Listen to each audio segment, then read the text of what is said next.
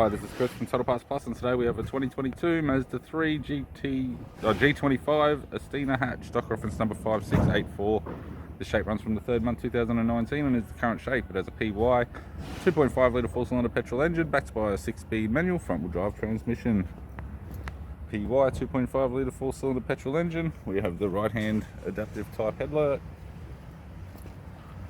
left power door mirror, left front door has a small fold on the front edge, left rear door 2 dents, left rear 18-inch factory alloy mag with a good tyre, left hand tail light, left tailgate garnish, tidy rear bumper cover, full park sensor type, tailgate has no damage, right hand tailgate garnish, right hand tail light, right rear 18-inch factory alloy mag with a good tyre, right rear door has 2 small dents, right door has no damage, right power door mirror, camera type, right guard has no damage, and a right front 18-inch factory alloy mag with a good tyre.